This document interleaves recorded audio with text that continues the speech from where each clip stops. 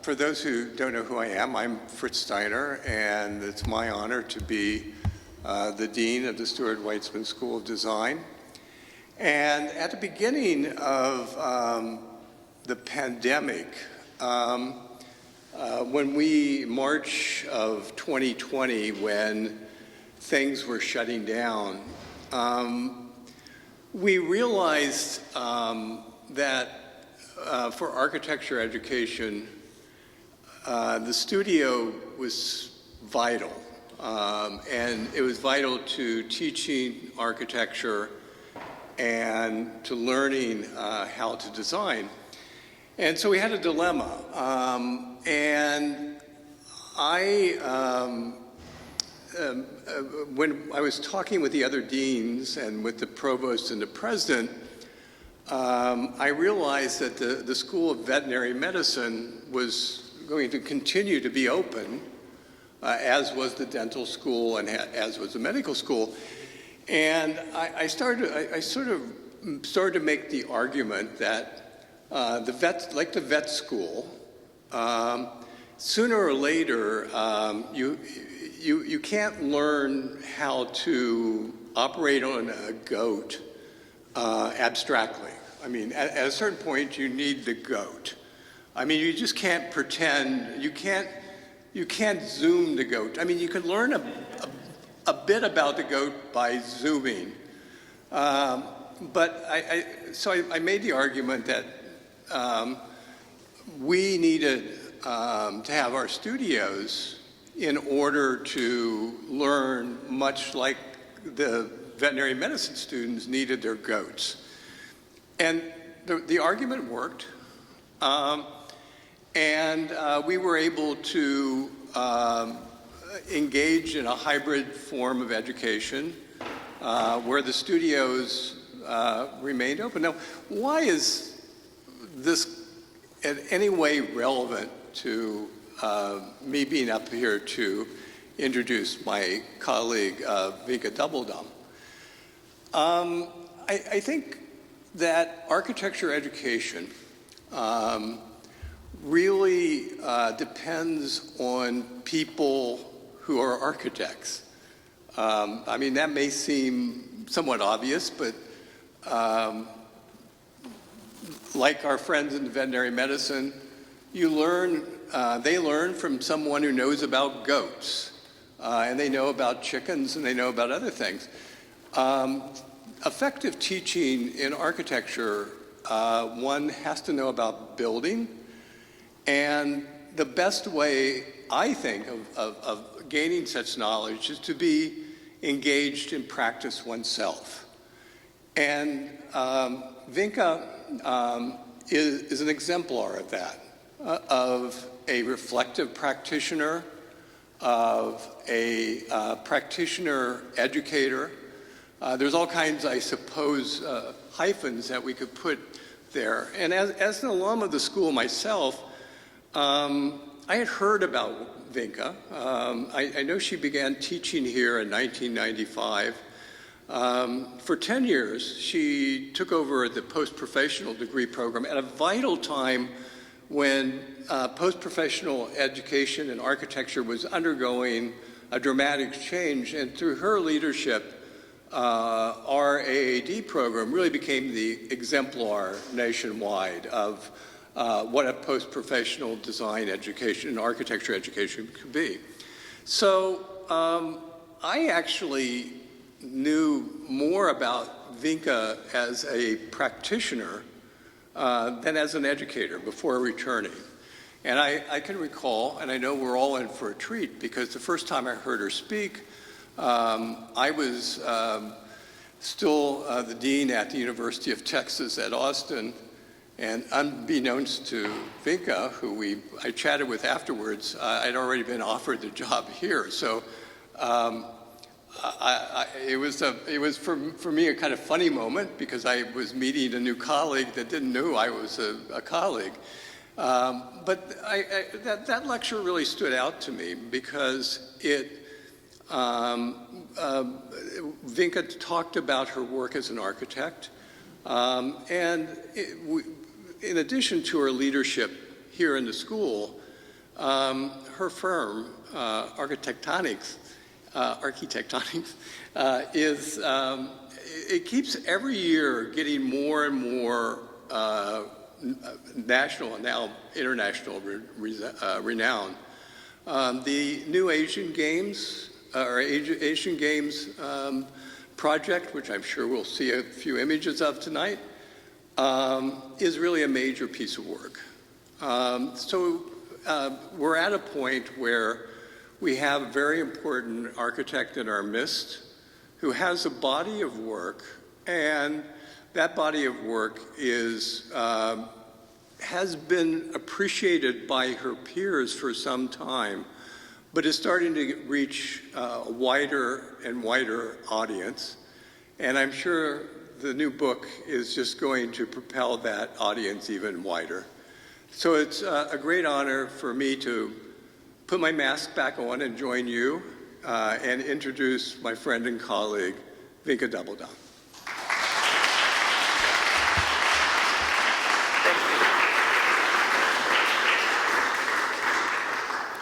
So great, I can take that off.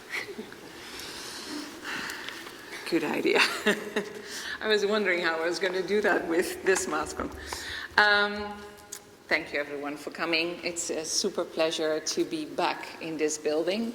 You know, after all the years of saying that we thought this building wasn't the best building, I think now it's the best building because we haven't seen it for so long.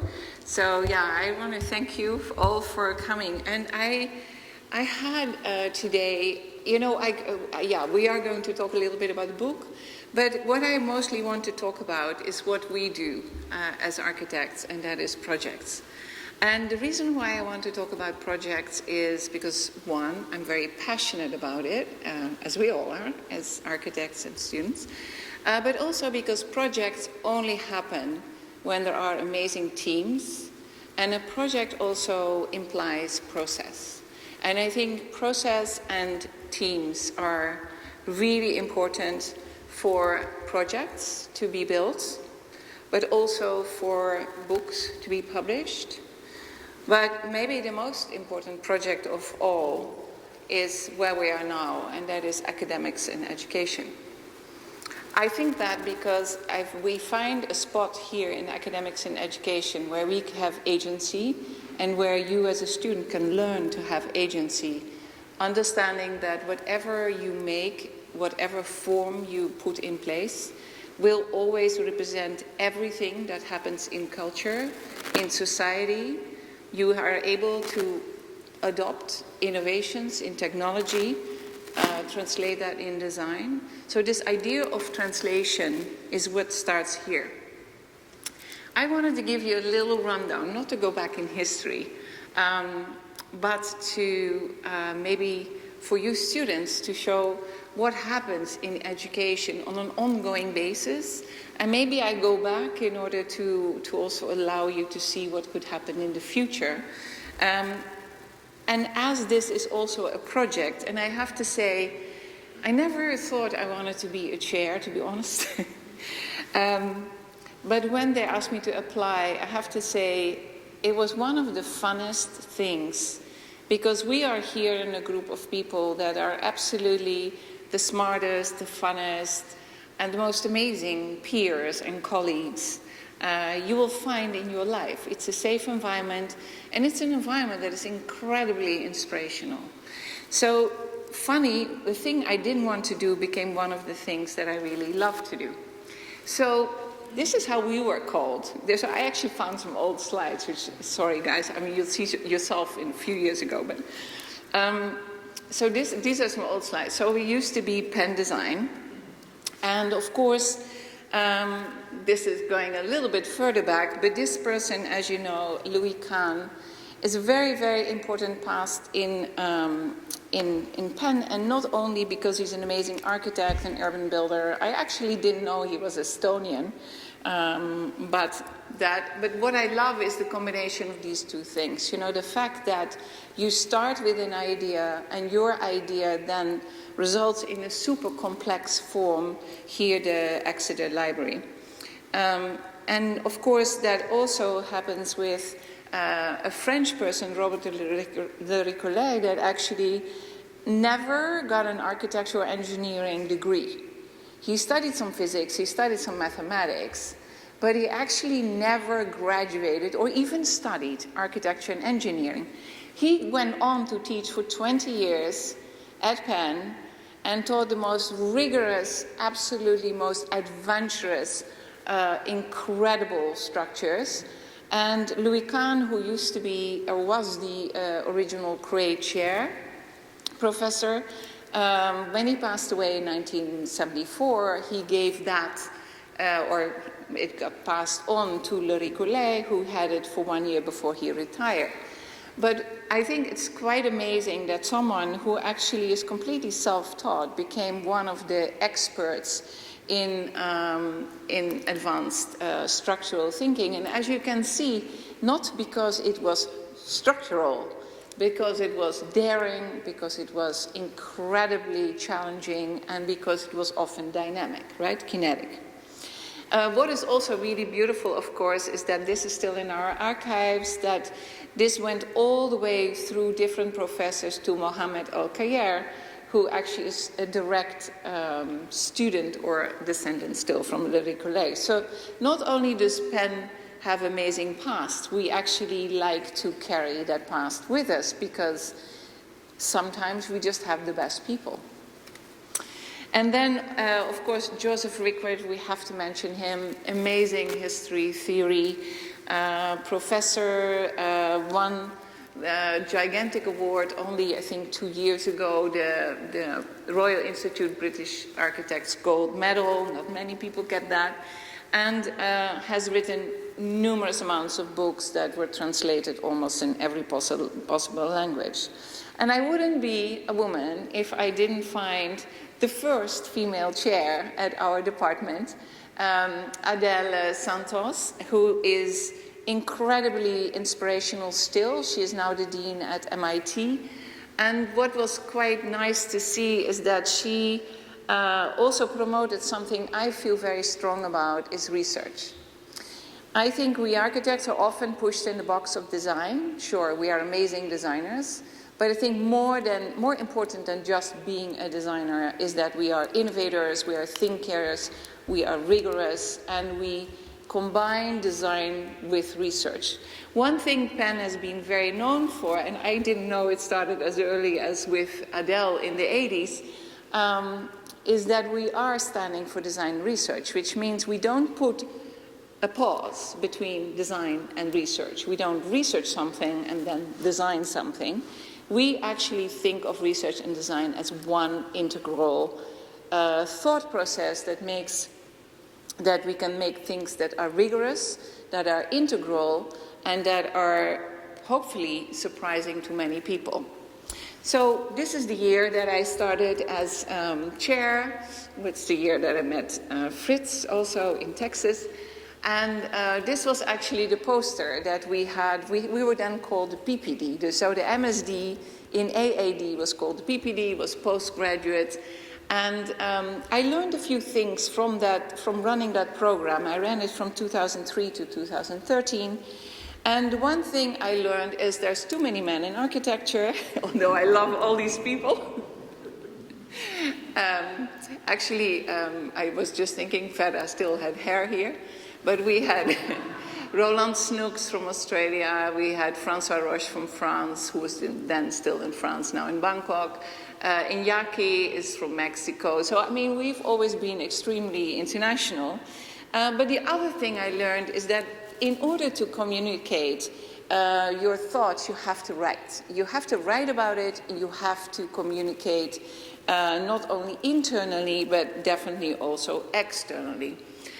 And that's what I thought of Penn. I became chair after there were 5 years or 6 years of interim chairs. And it's not good for a department, you know, because you need someone that actually gets hot and heavy about things.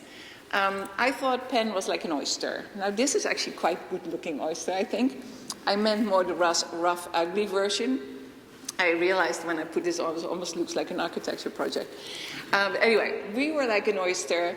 We were really rough, really closed, and no one really knew that we existed and that actually we had an amazing beauty and richness and quality here. And why was that?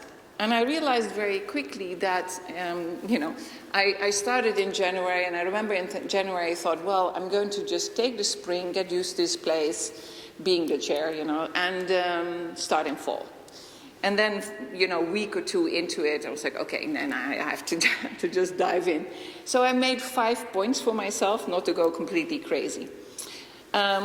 Point one was to open up pen, to start talking to peers. Like, how do we talk to the world? What do we want to say? And what do we stand for?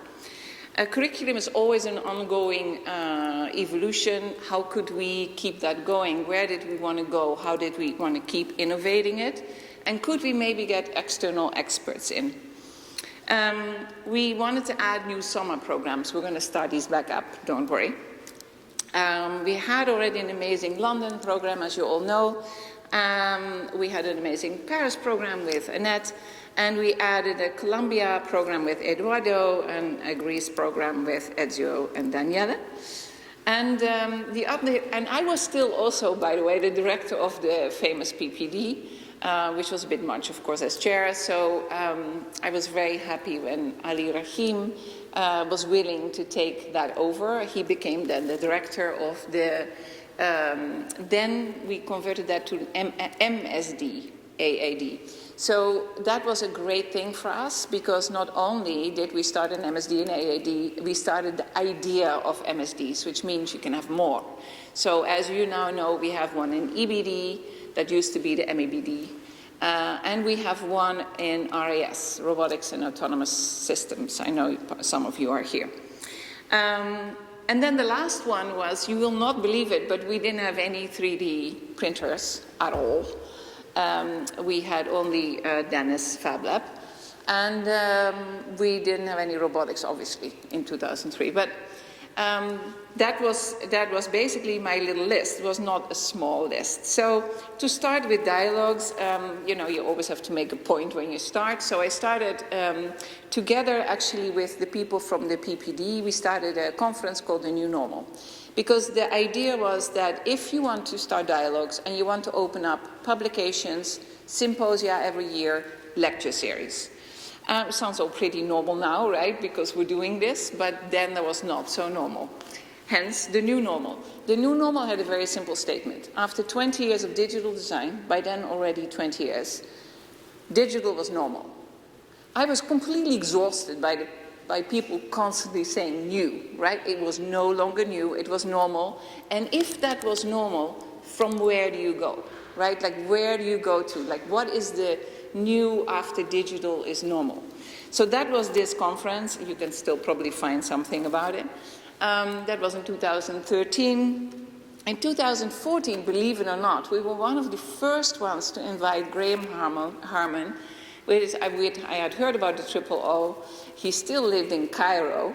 I couldn't afford to fly him over, so together with Michael Speaks at Syracuse, we paid for his trip. He gave a lecture at Penn, and then we had a conference with Penn and Syracuse together in New York City. This is quite funny to think about it, and the reason why I'm doing this also, as you'll see later, is like, I always ask the students, which lectures would you like next? And often you come up with a list of lectures that I'm thinking, well, we already had these people. And then I realized, you just started, or you're in second, third year. I'm now a dinosaur. So the lectures that we had 8 years ago, you obviously don't know. So anyway, so now you know, Graham has been here and he can come again. I now understand this. We also did a really great conference on city futures, not to be confused with urban design, not urban design. Really city futures. What's the future of the city? We had the city with infrastructures, the unplanned city, and the imaginary or speculative city. We had, finally in 2016, I'm super excited, not only faculty started taking over, but the female faculty started taking over. Thank you, Hannah. So Hannah organized Under Pressure. It was the housing studio that took that on. Hannah is also in this lecture series, so she will be presenting her book very soon. And it was an amazing group of people. The faculty of 601 was involved. And it was an unbelievably interesting conference, because housing traditionally is considered, not at Penn actually, since Hannah started. But, in the old days when I studied, it was kind of the boring subject. Thank God we now know that housing is super exciting. And obviously, if you look at this list, it's an amazing list of city planners, thinkers, very famous architects, and a lot of really, and actually, I actually forgot that Leah, who is here now with us, was already there in that conference. The next year got even more excited. It was the students, the women in architecture took over. So the women in architecture, together with Franca Trubiano, made an amazing conference, and also published a book. So what I'm trying to say here, what I really love, is the fact that not only did we start having conferences, but we really started publishing. And that started to really excel and sort of self-propel also. This one was a really important one. This was Daniel Barbas, Sophie Hochhausel, Eduardo Rega, and Naomi Waltham. And it was quite an important conference, in the sense it looked at instability in society, inequity, social structures, and basically it looked at how the 21st century has legible histories of architecture and related spatio-temporal disciplines that are engaged in questions of economy, gender, race, and environment. And obviously what I said before, as architects and our idea of change and agency is really, really important, obviously, also in this conference. The next year we had Architecture Theory Now. That stated that architecture theory is an impasse and maybe even passé. Also stated more comprehensive intellectual tools are needed to interpret, assess, and evaluate the long-term social, cultural implications of architectural work, in particular in relationship to the highly technological expansion of design and building. The symposium proposed to make a new start in defining architecture theory now. So also incredible group of thinkers, very international. And I'm not sure that, I think at some point this was going to lead to a book, and maybe it will still happen, organized by Franca, David, and Peter Lawrence. Then this is your poster right now, and I thought it'd be kind of fun. This is for you guys, when you give me suggestions for new lectures. So all these people have been already. That doesn't mean necessarily they can't be here again.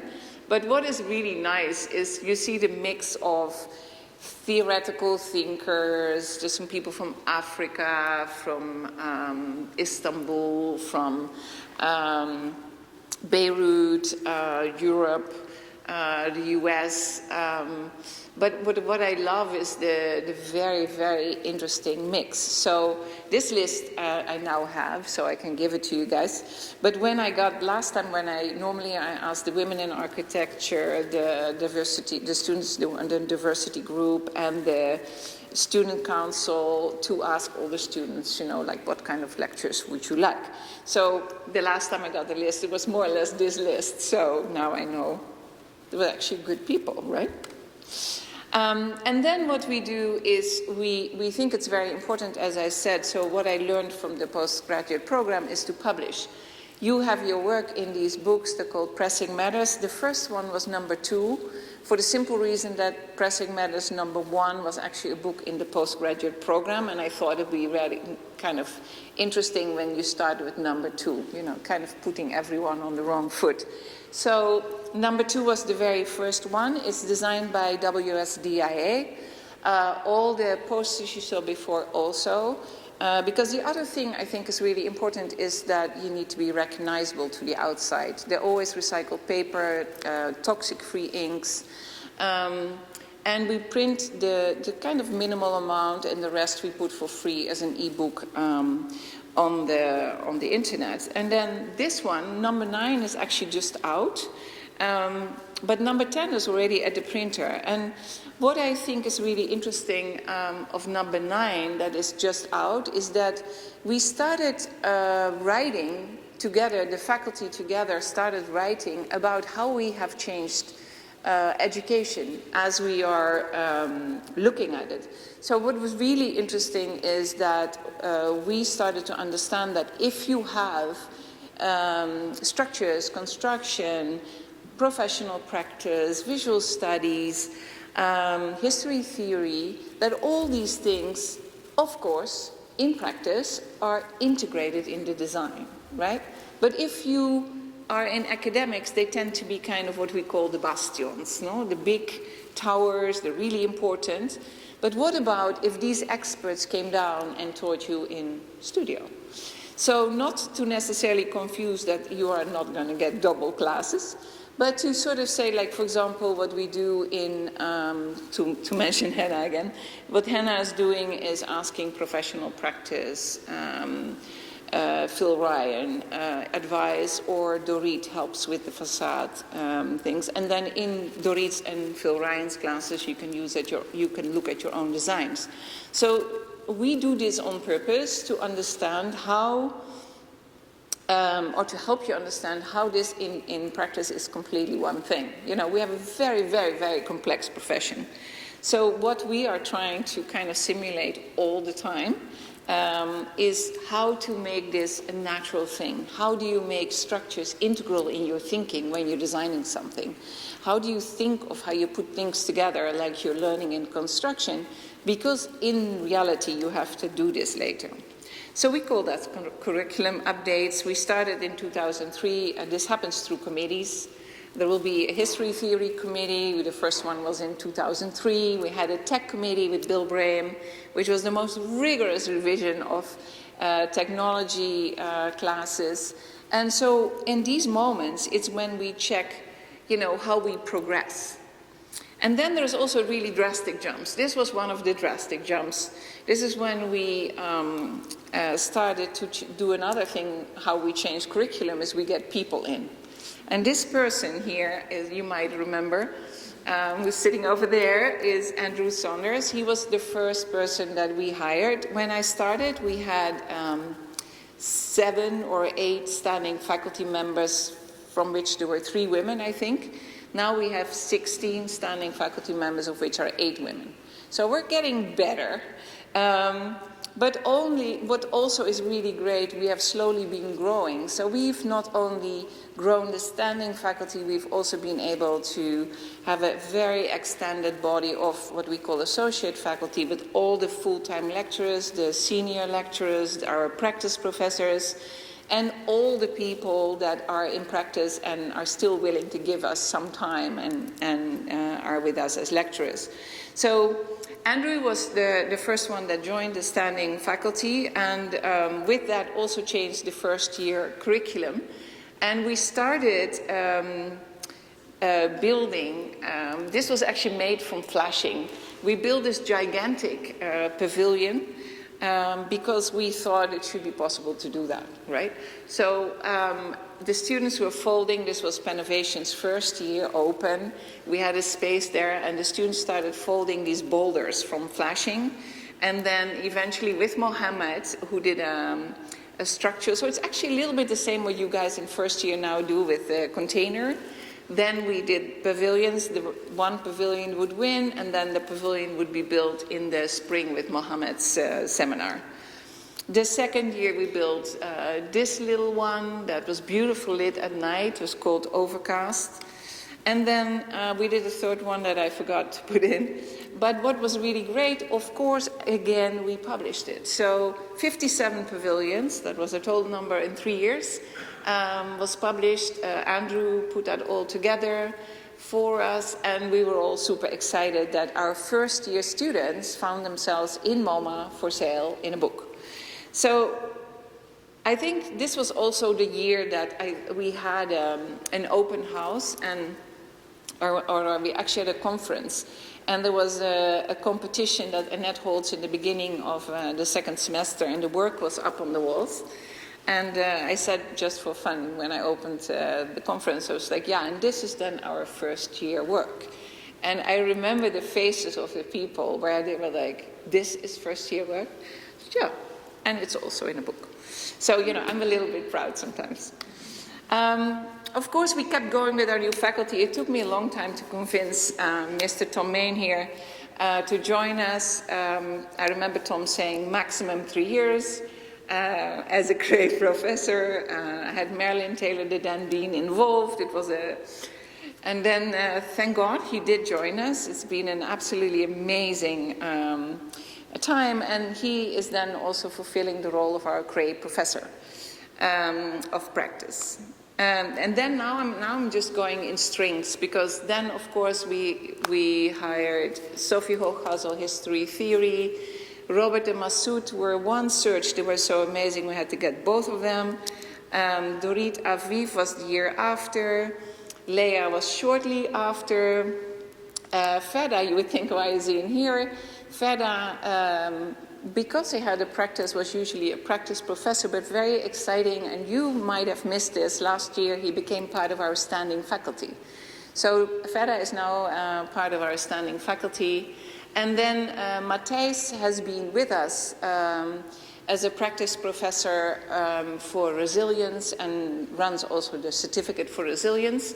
And we're super happy to have Billy Verkloot, who's an adjunct professor and is very actively involved in the MSD EBD, but also teaches a beautiful writing course for the RES, and I'm trying to drag her back into architecture, so a bit of a thing there. The other thing we did in order to get out in the world is exhibits. My first exhibit was the most nerve-wracking one, which was like we had to do accreditation, and you can see it was 2016. You know, chairs are actually not really worked in, you get thrown in. So by 2016, I kind of started to understand what I was in for, thank God for the faculty.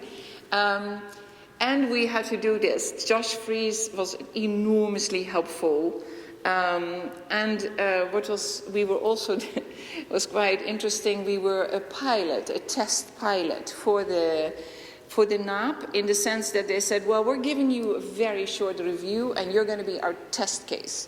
And I think we had, and I don't remember, 3 days or something, that we had to do everything with these people. But what was really great is they left us with, of course, some notes.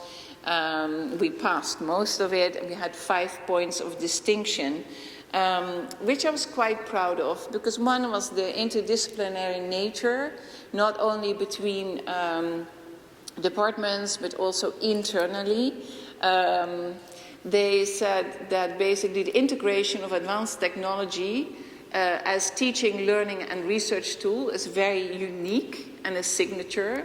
The students' work goes well beyond the understanding level of the criteria to a high level of ability. So this is no pressure, of course, you know, you just don't have to get nervous. Research is the hallmark of the program, and that I think is very important because I believe in that very strongly. It begins with the initial design studio, continues through the subsequent studios, and then, of course, they loved our facilities, which, you know, we were all frowning, but that was mostly, I think, Bill Whittaker who just made them fall in love with the archives. But right now, we are 8th in the world ranking, and I'm almost happier with the bottom one. We are 5th in the most, the students that are most hired. And I think this is why we work really hard for our students. We think it is really important that you go out in the world and you're fully equipped and you know what you're in for. Also proud of the fact that our students are currently winning most of the awards. I think the HOK awards, you won all first three prizes. But this was also a very nice one. Franca pointed at this, that we should do this. Andrew took it upon himself to really organize this. And then 6 of our students were in the Metropolis Future 100 Award. So it was really, really great. And I think it is a real compliment to our faculty and the way you as students are picking up the work. The more fun exhibitions were, of course, this is the Venice Biennale. It was Ferda who I asked to, we were invited by the Egyptian government to look at downtown Cairo. So for 3 years, we did projects with the Egyptians. And the second year, they said, could you please join the Egyptian pavilion? So here we are, the Venice Biennale, but we're in the Egyptian pavilion, which was really fun. This is the Biennale in 2018, where we took 12 objects, 12 images, but also 12 studios. So this is the work of basically quite a lot of the students. And then this was this year, as you know, COVID has caused mayhem everywhere. The Biennale was not different.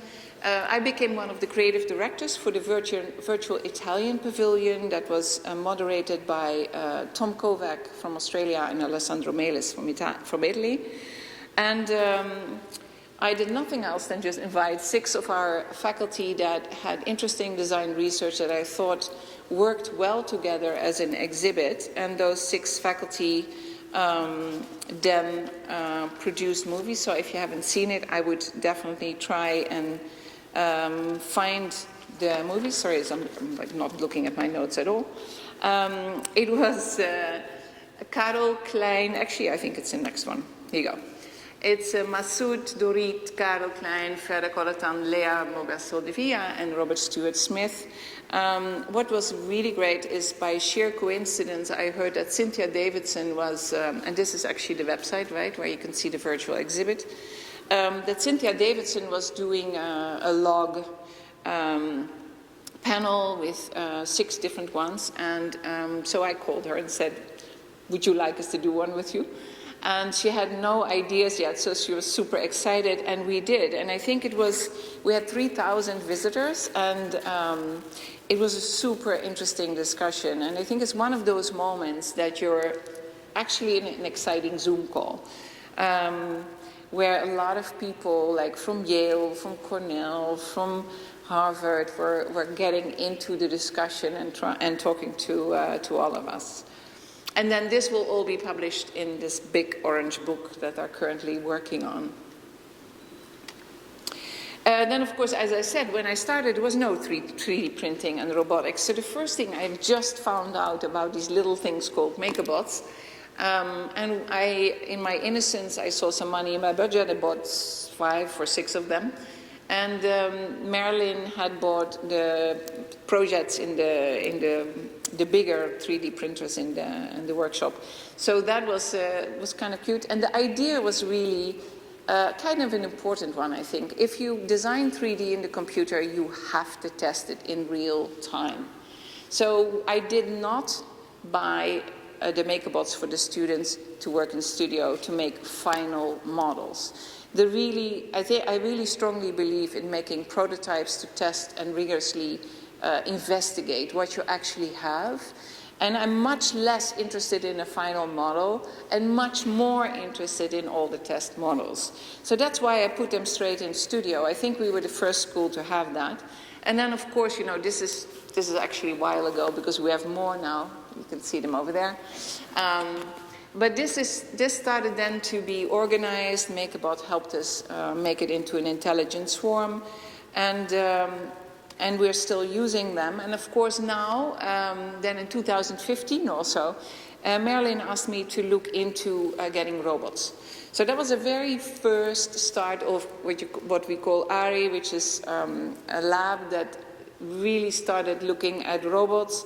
I spent the summer with Andrew Saunders interviewing robotic companies and figuring out which ones to get. And then, of course, now this is pretty normal, right? You can look down here on the ground floor and see, thanks to really huge, big sponsorship of several people in the Board of Overseers and others, and the support of Fritz and Marilyn, it's been a huge undertaking to get such a big lab going. And especially with me in the beginning, a lot of politics to actually get that space, which was, I think, really meant to be used by someone else. But yeah, here is where they're doing their thing. And then, of course, the result next to it, I think these are actually Andrew's RAS students last semester. But yeah, it's really, really great. And of course, you know, this is the beauty of going also outside of the school. Andrew is now also working on a whole wall that is being built with these models, or specifically for that site. Projects. So I'm getting finally into the project. The book was supposed to be here, believe it or not, but the binder got COVID. Actually, the whole company of the binder got COVID in Spain.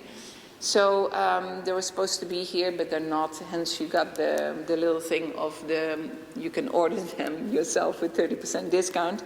I will bring them at some point, hopefully. But as everything, a project is a team. A project is process, and it takes a long time and rigorous thinking to get something done. The first thing that happened is that the publisher did a studio visit in our office and said, "You have 3 monographs, you don't need a monograph." And I was like, well, this is going to be a very short visit. And so I'm sitting there thinking, okay. And he's like, well, I think what you should do is a book that is not a monograph.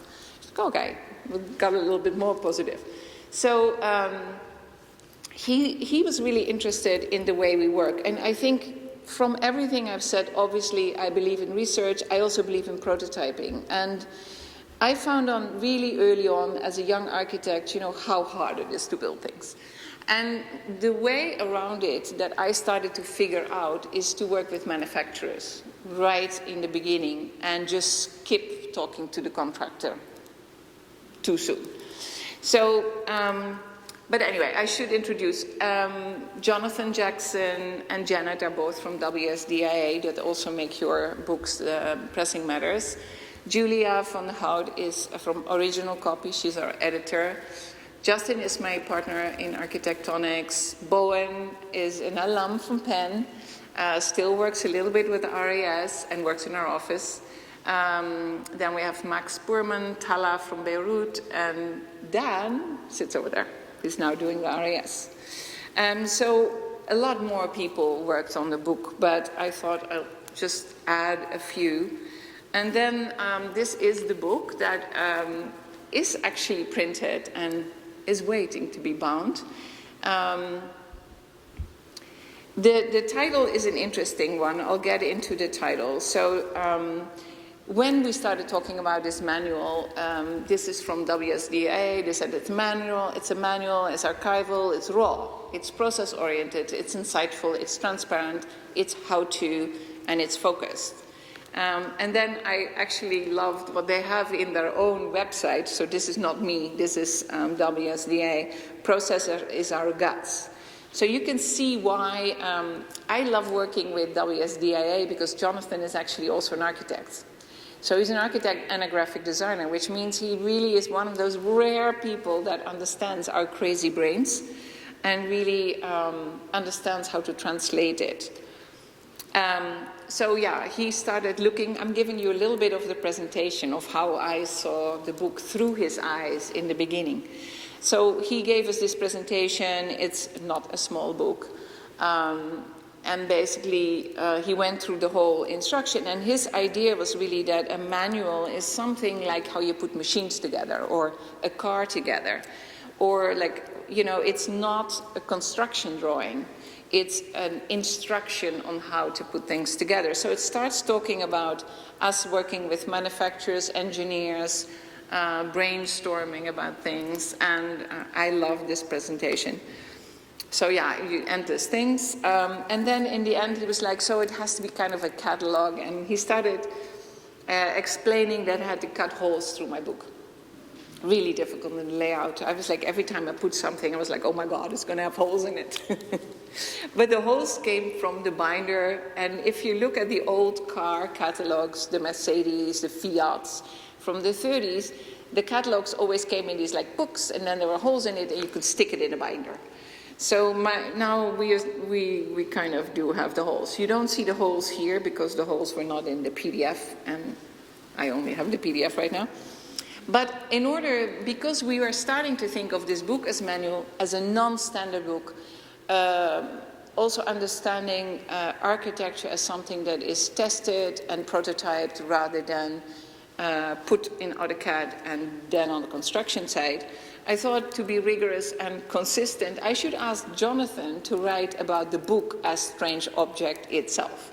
So the text, A System of Ordered and Disordered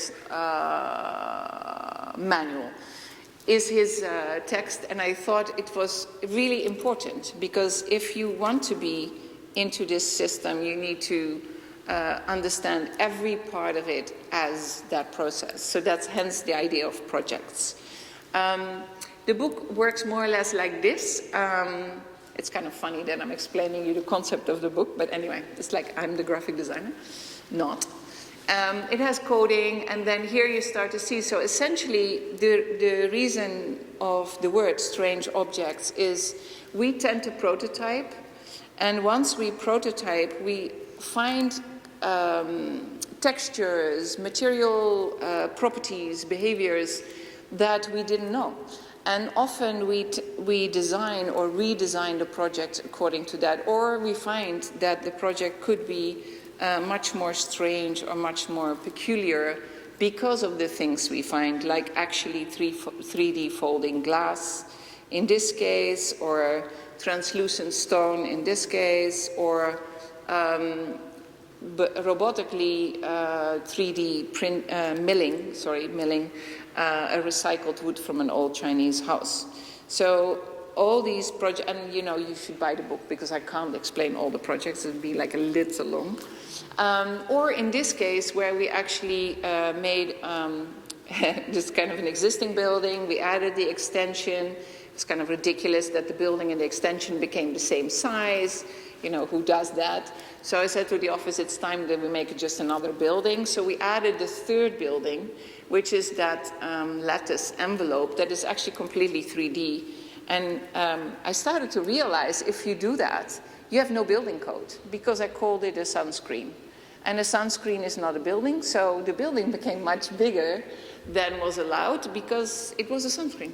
So what is quite funny, if you look in the book, the inside of the envelope, you see the setbacks and the terraces and all the things a building has to go through.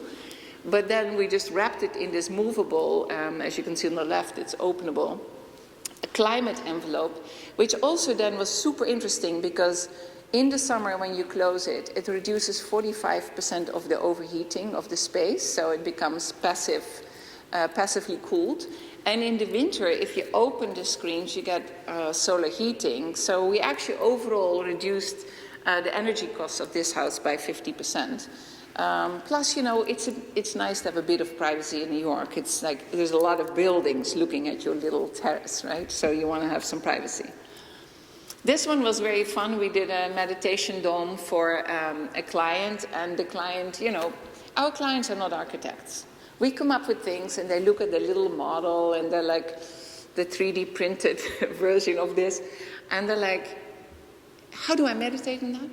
It's like, we should prototype it. So we prototyped the whole thing, one-to-one, in a factory in LA with a friend of mine who's a car designer, and we meditated in the factory. And according to my client, the guy who worked in the factory is like a gigantic big guy who normally does cars, also had to meditate, because how could he work on this project if he didn't meditate? You know, it was really important. So it was quite an interesting experience. But, and this is something I had to explain to Tom before, who asked me, like, why do you do small projects and big projects? We do small projects because we feel this is where we can invent, rethink, test, have no problem doing something strange. Like this was also prototyped because we completely prefabricated it. But then it translates into what Fritz was mentioning earlier, is the Asian Games. So the whole study of how this dome worked as a holistic space in order for you to help you get out of your everyday chaos and, as they call it, you know, your busy mind. That kind of thinking of that space started to really come back up when we started working on this building, and I will explain a little bit more about this. So this is the project that we're currently working on. It's one of those projects that you don't get every day. It's an invited competition for 5 different companies all over the world. I don't think we were supposed to win this. You know, we were the smallest office. We were, the one thing I did, and this is maybe interesting for you also in the future. I remember that Jean Nouvel once in a lecture in Columbia said, I have done 45 competitions before I won one. And I was getting there. I was thinking, okay. And then I also thought, you know, with the famous thing, if a donkey hits himself in the stone twice, whatever, I'm terrible at these kind of statements. Anyway, I thought, if you can't keep doing the same thing and expect a different result, that's the crux.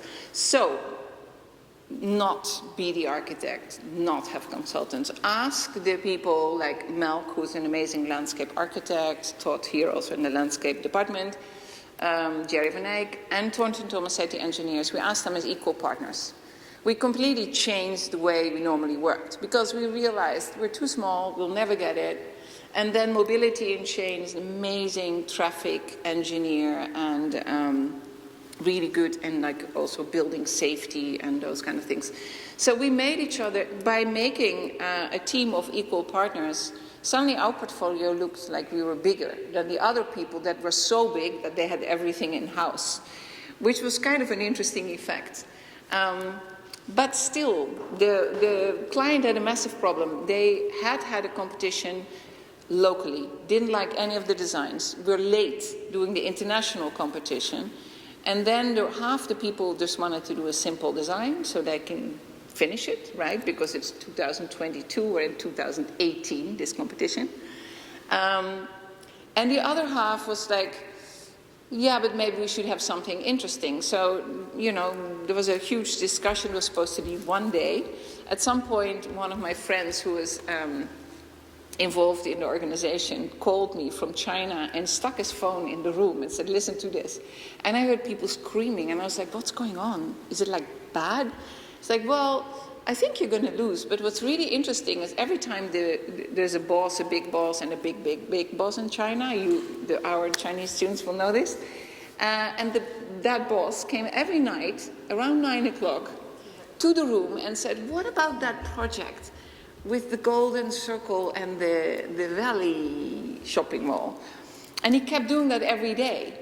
So finally, what happened is we won, which was like, I mean, I fell off my chair when I heard it. Anyway, let me get in the project. So I think we did win for a good reason. We won for the reason that we did not listen to the rules of the competition.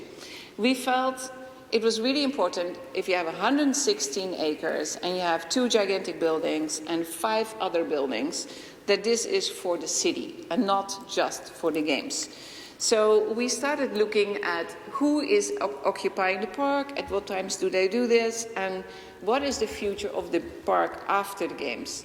And where the competition had asked to put the 2 stadiums, in the middle of the park is a road, a very large road, 8-lane road, a river, and they wanted basically these stadiums right at that road. And we felt that a building has agency. A building can become an instigator of new possibilities, can become a generator of activities.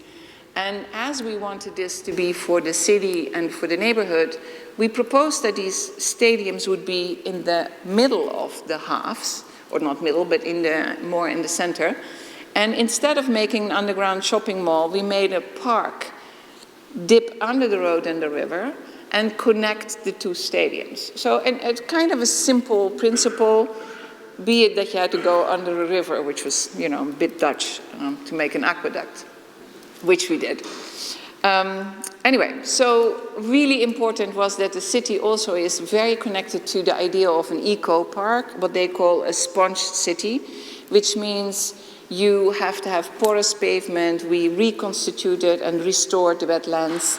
We recreated the natural biome by introducing the local vegetation and plants. And we had a zero-earth policy that we had to stick to. And that's actually one of the most beautiful principles, I think.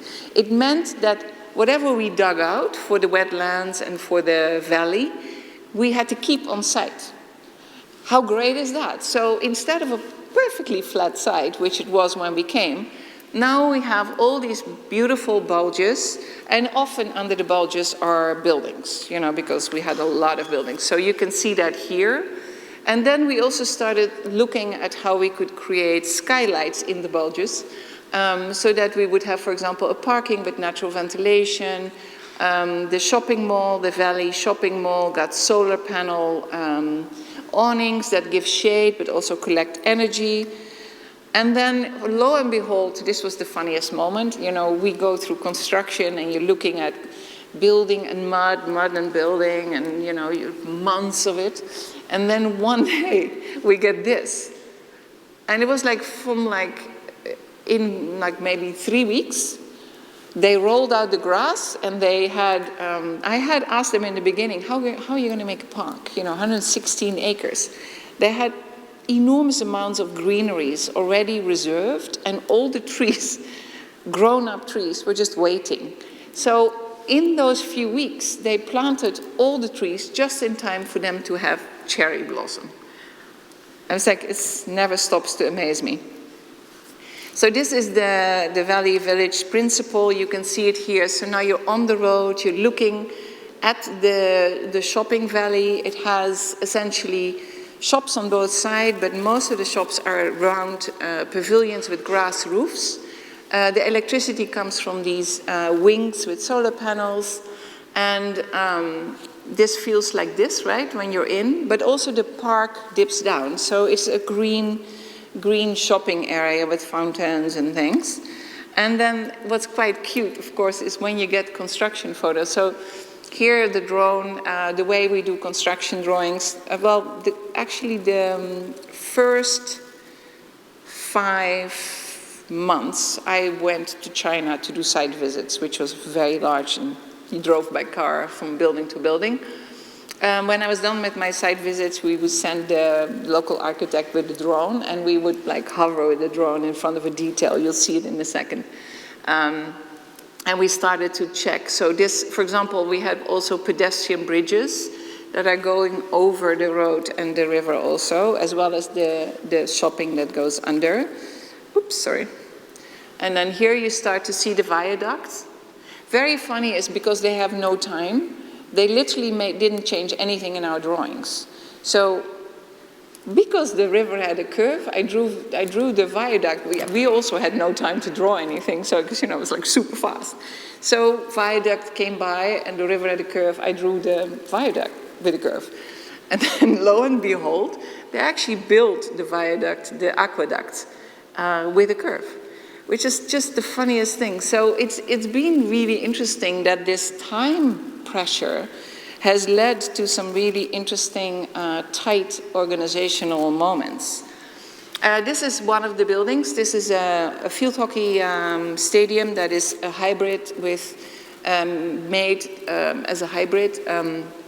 You might know this little universal principle of two intersecting rings.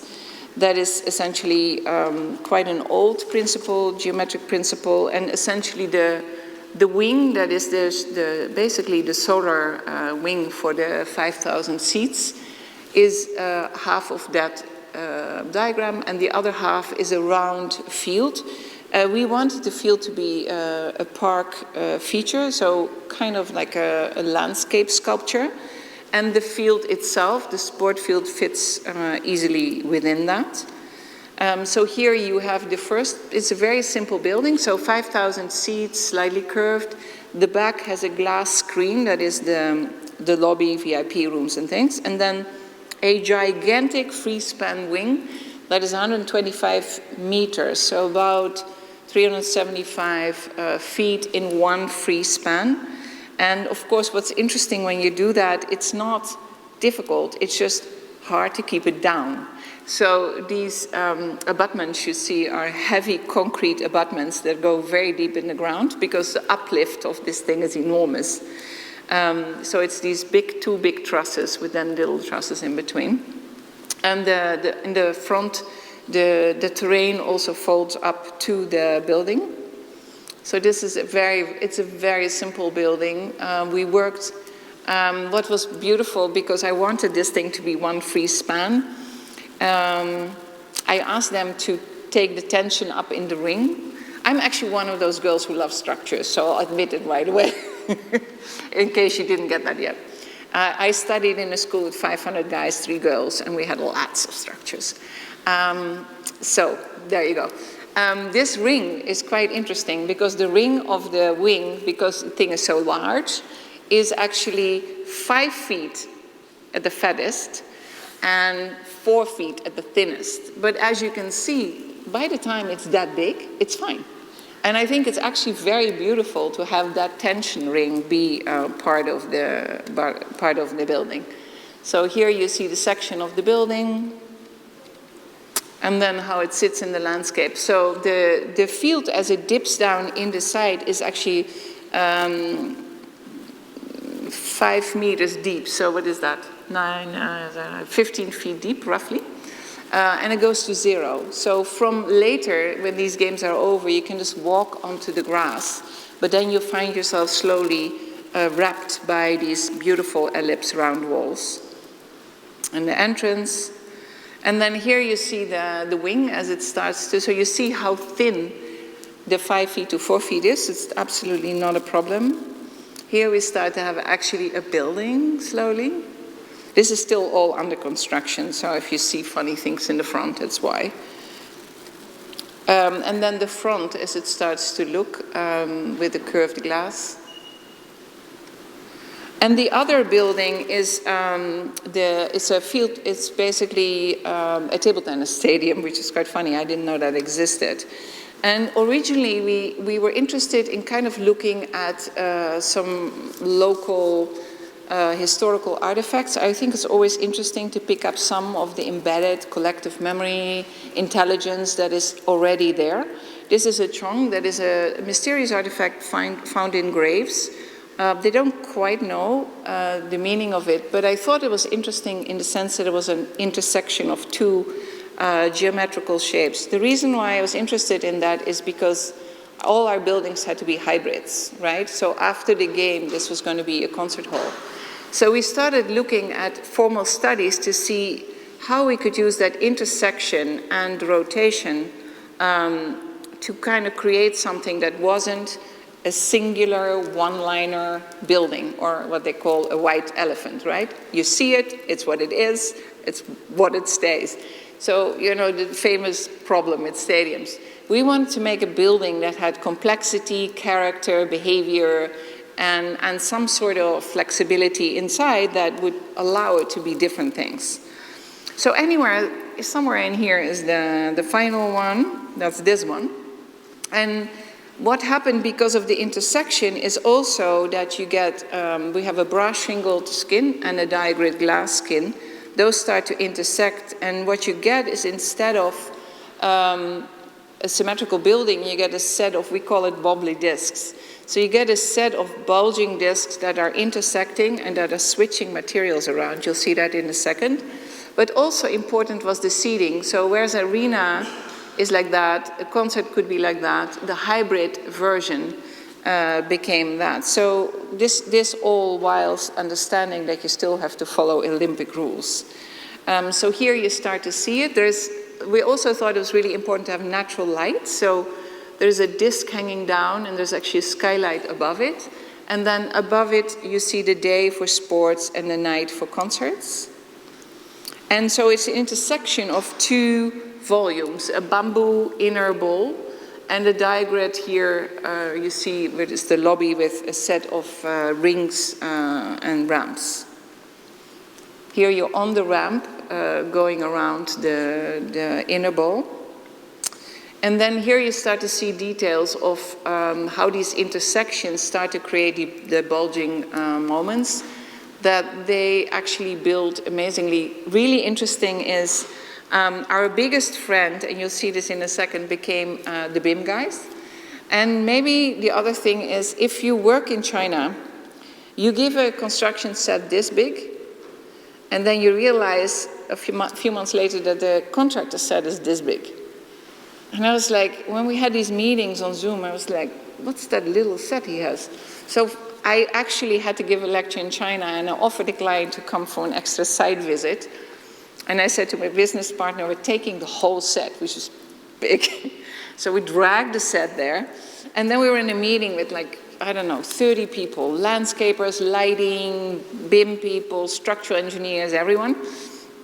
And every time they had a question for us, we would go, oh, that's page, 14B, whatever. And they would be like, So lunch with the client, lunch with the contractor, client leaves, contractor comes running. It's like, can I have that set?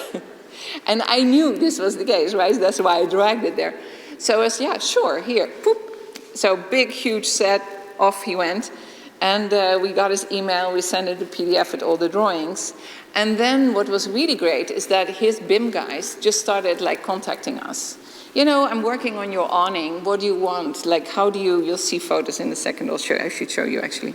Anyway, diagrid, really important for the diagrid was that I actually did not want round glass. I wanted the building to have a ton of texture. So where the brass shingles were overlapped, I also wanted the glass to feel like it was almost like a fish scale skin, and the glass to be planar. And we found the biggest possible size, which was 6 meters by, I think, 4 meters.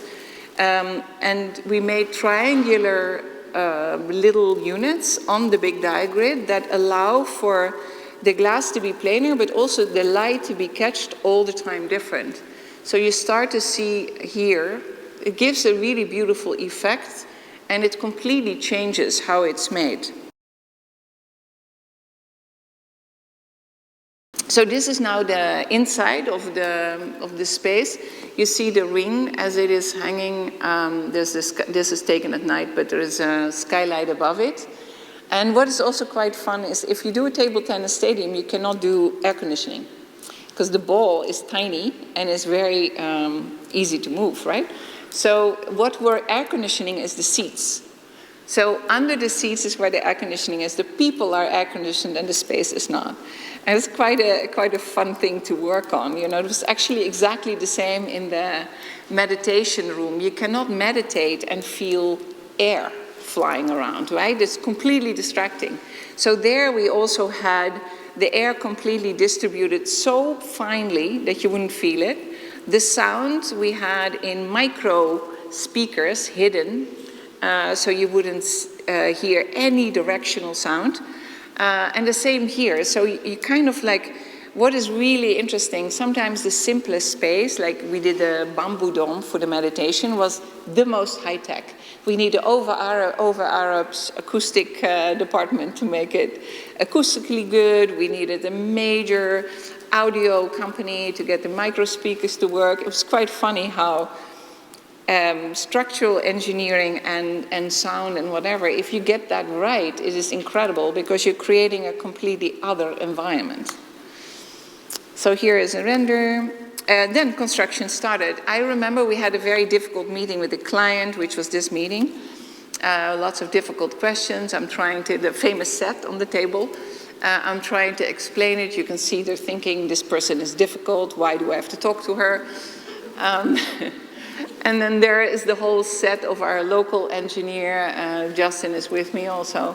And when we went after this meeting to the restaurant, I'm sitting in the back of the car and I look next to me and I see these photos. And I'm thinking, is someone else building something like that? This is so weird. So I said to my friend who's driving, it's like, what's that? It's like, oh, it's your site. So because of the time pressure, the moment we had done the first drawings, they started the park. So while we were doing all the buildings, they were already building the valley, they were building the park, they were excavating for the parking garages.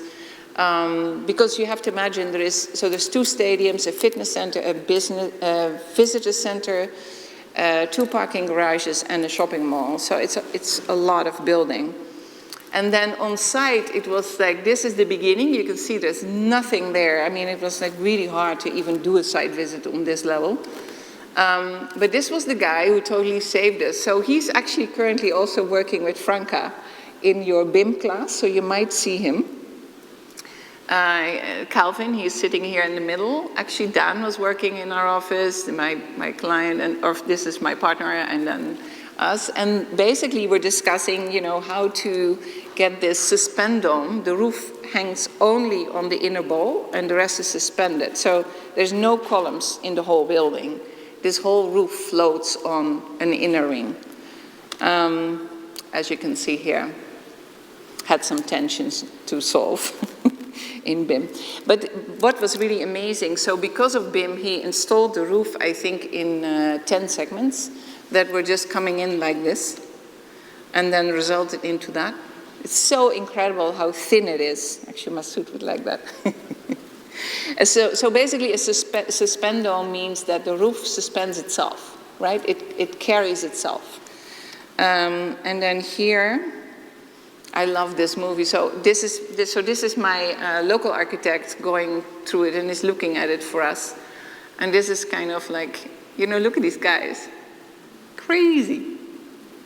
So they're putting all these points together, and this is like building of 35,000 square meters, right? What is that, 350,000 square feet?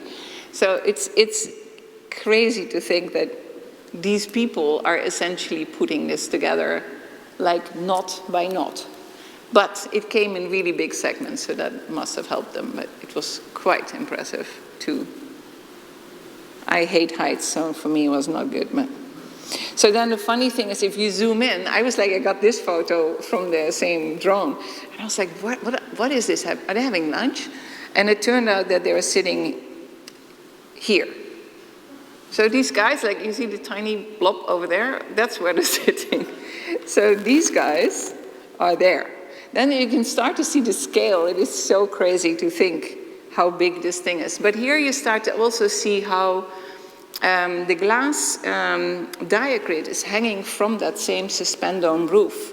And in order to get the bottom stiff, we made an edge that is also the ramp for the building to carry that. And then here is well, I don't know, it's the same guys, but some of the guys, we have 400 people on site every day. And in COVID, they actually did an amazing thing. They had 400 people go on for 2 weeks, took them off for 2 weeks, and another crew would come in for 2 weeks, and they just kept switching to keep everyone healthy. So it was very, very impressive. But then if you now zoom in on this, right, that's that. So these guys are sitting somewhere over here. So the scale is just enormous. I can't wait to see it myself. And then the client made this. This was quite funny. So at some point, I think Bowen was on the internet, and he was like, look at this. It's it was very early in construction. Oh, it's a little heavy. So this is when they're building it, this is the field hockey, the other one, the roof. And you can see how the area around it is super, super dense, and is all skyscrapers. So I think 116 acres of green they probably deserve.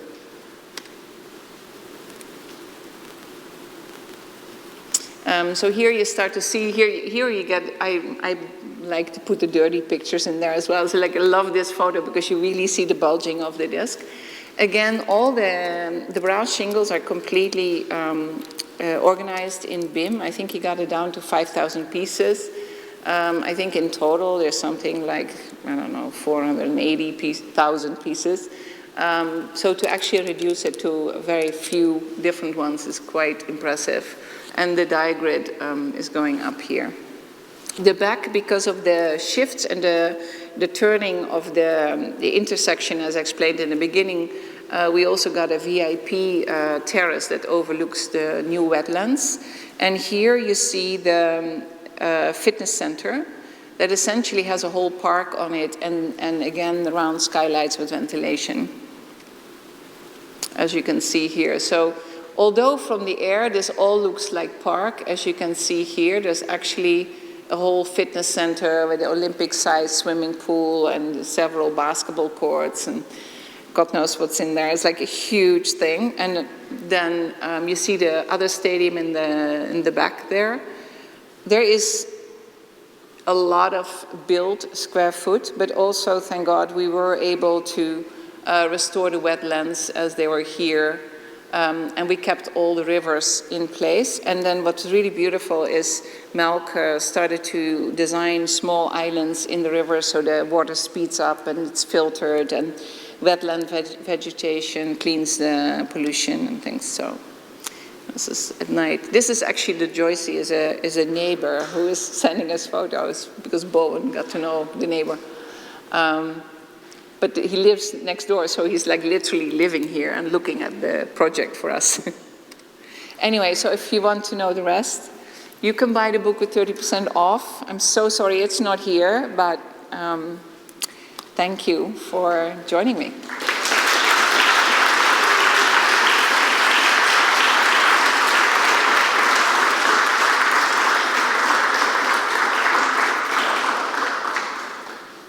Are there any questions?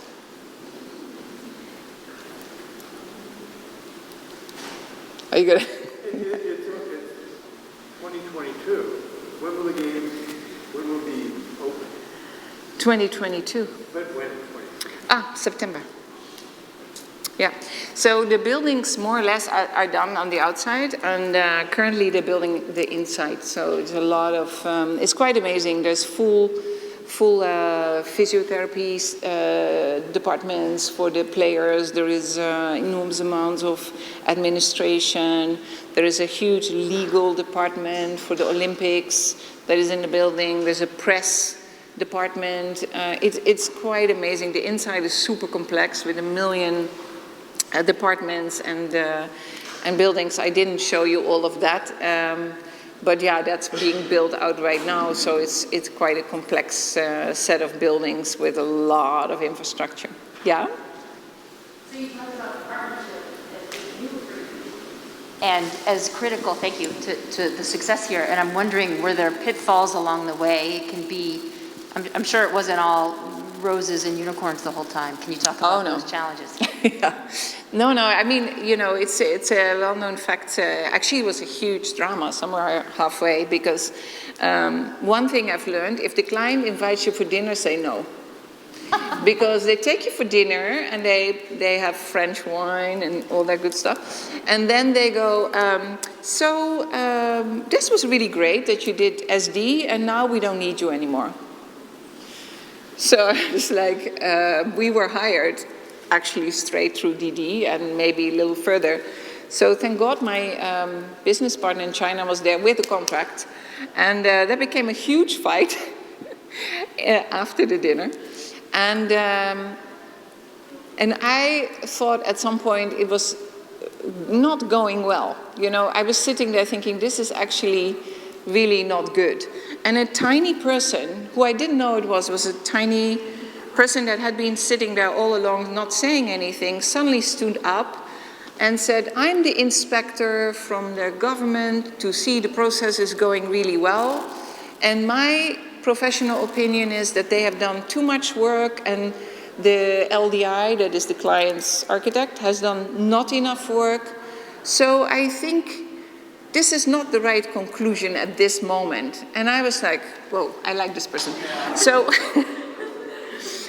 at that point, I thought it was a good moment to close the meeting. So essentially I said, well, I'm really tired. It's 9 o'clock at night. We just flew in. Can we meet tomorrow morning at 9? So, because I needed to think what to do. So we went to the hotel and my partner Justin thought I was tired, you know, so he started going off and was like, no. Vodka tonics in the bar. We need to strategize. We need to figure this out. So anyway, somehow we figured it out and I don't exactly remember how I did it. I think I was so high on adrenaline that the next day somehow it was turned around. We had our project back. And the LDI was doing our work in the second phase because we did their work in the first phase, which I thought was quite a logical solution to the problem. And this little person kept protecting us. I mean, God, I could have kissed her. I was like, yes, like you say. It's an amazing inspector person. So, but that was hairy, to say the least. I mean, yeah, that was like, you're fired kind of moment. paid but fired. Yeah, so, but then after that, somehow, the meetings after that was like the big boss would say, you have to do what Winka says. And it was better. I like that part. but the first part was, yeah, was super tricky. And I've heard it from many people, you know, that they don't introduce you, they make you basically work too hard in the first phase, and then you actually do the work of the second phase, and then they fire you, they only pay you for half, whatever. It's very hard to negotiate.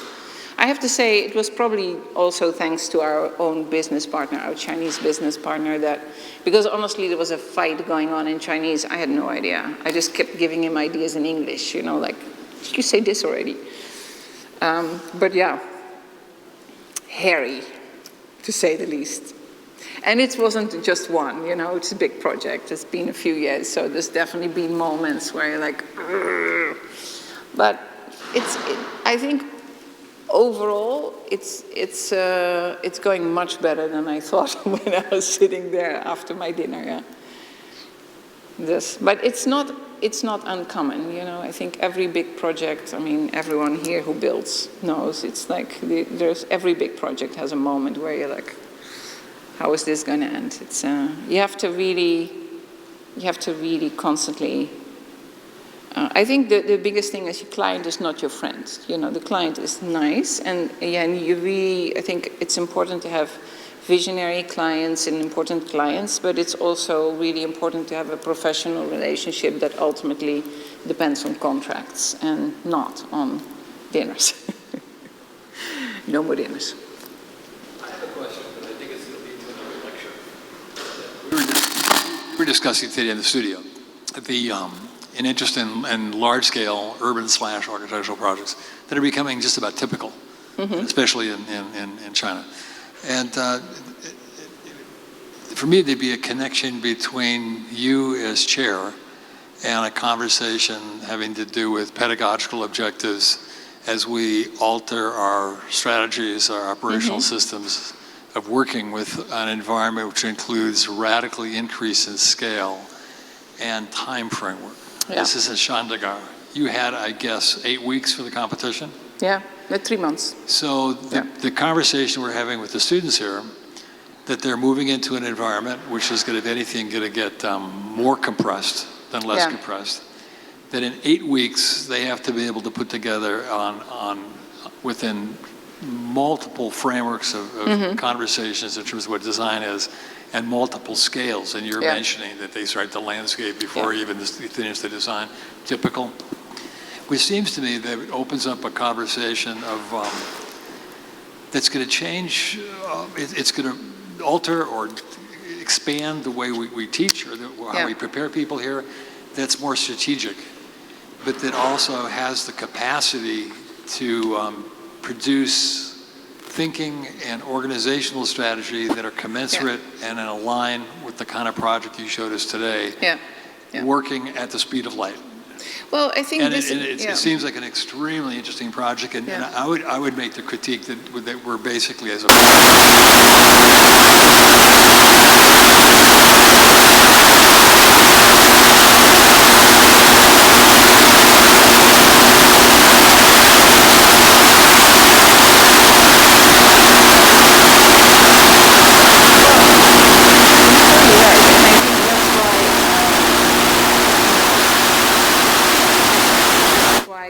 faculty have been working on the integral approach and really understanding that, you know, if they do structures, that structure information comes, for example, in a net studio who's working on markets and has large span structures.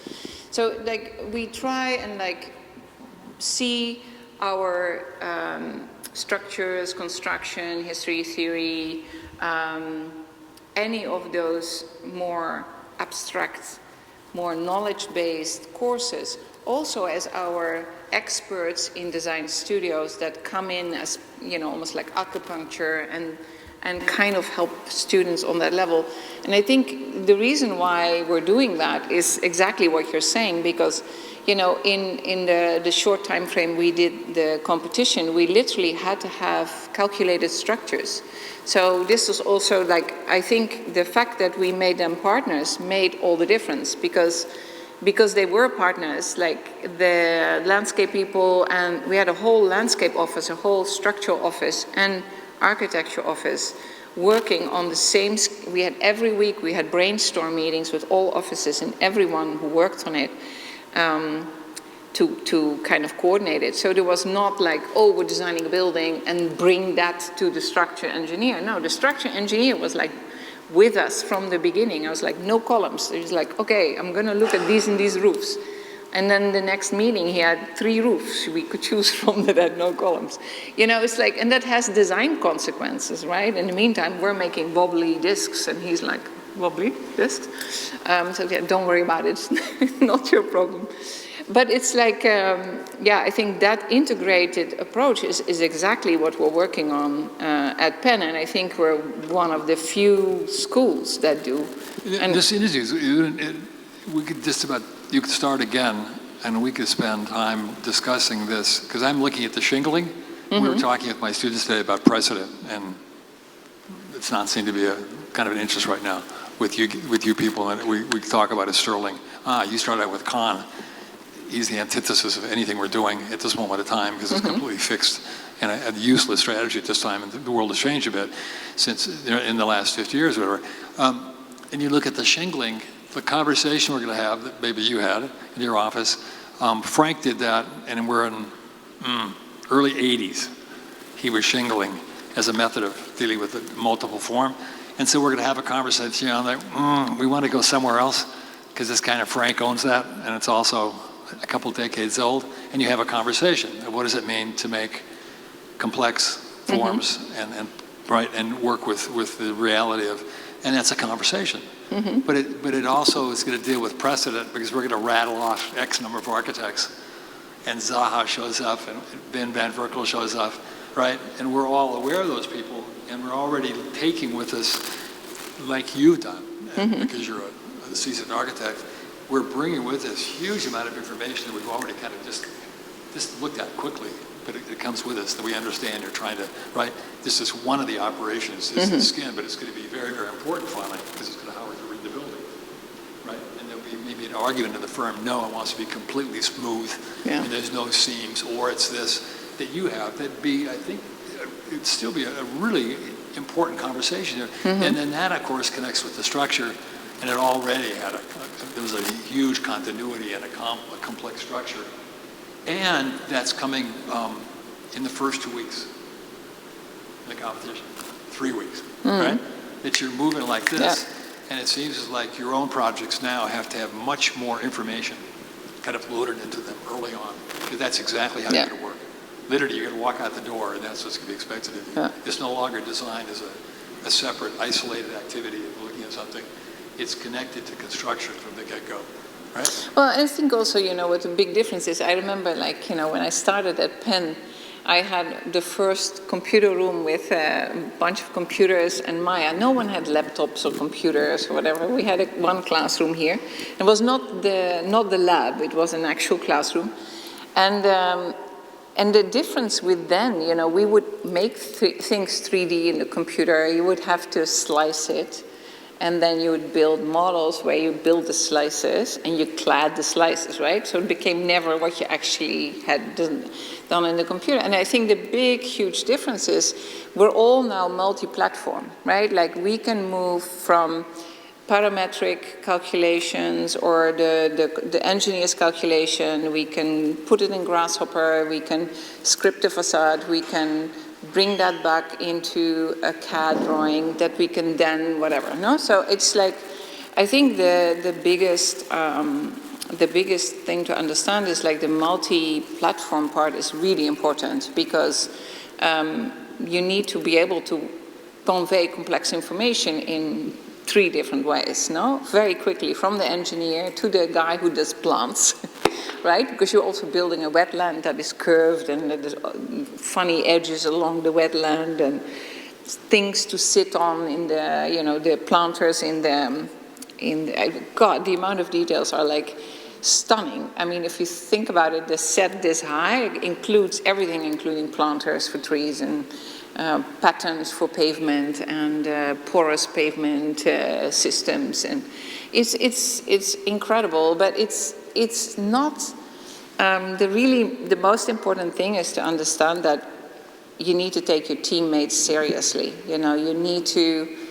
And that's, I mean, it's much as like academics. Academics were nothing than a bunch of peers that really work hard together to create something that's called education. But to be honest, you students are as important, right? Like, you are as important to us as we are to you. Because in the end, everything is a dialogue, and only the dialogue will move things forward. So I think that is kind of, and that is also, I think, why in my life I've always been, and Tom has been, and everyone sitting here has been. That's why we are in academics and in practice, because there is an intellectual input from academics that really helps the practice, but the practice really helps the actual teaching as well. And, because I get a lot of student questions, you teach us all these rigorous design methods, and what are we going to do in practice with it? Well, and I think that's why it's really important that we are all in practice, so that we can actually help answer these questions and hopefully provide jobs. You can buy our book, you can look at this building, look at 15 more that have been built presently. And at 30 years old, you can turn on plastic. You can do this with 3 of you, with the type of technology, right? And you leap into this, you get tremendous Yeah. Yeah. It's based on intelligence and the articulation of the problem as well as the design. Yeah. Yeah. It's amazing, right? You must have to none of it come out this place. You can stick the whole right to kind of idea. Using the tools that we have to us available today, they can put people in a car or like it's all the stuff up there. Yeah. No, it's really interesting. I just bought a Tesla roof, shingle Tesla roof, really interesting. And it went from 15K to 50K to 79K, back to 44K. And I called the guy and I said, do I still have the same roof? Like, what is this? How, one thing that it went up, right? But then it went back down lower than it was the second time up. And I was like, are you doing the whole roof? Are you doing this one side of the roof? What are you doing? It's really interesting. No, it is Tesla figuring out how to do it. They are making cars. So they don't know. I think they're literally, I'm early in this shingle business, and they literally don't quite know, because they also have a model, which is really interesting for us architects, is that they do everything. And it's true.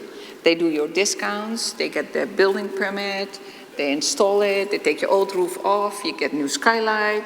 And as an architect, I'm thinking they're crazy. That's so much work. And, so I wasn't surprised that it went from 15 to 50. I was a bit pissed off about the 79 one. But now it's 44. I'm not really trusting it because I'm thinking, what went wrong? Anyway, we'll see. I'll tell you when my roof arrives.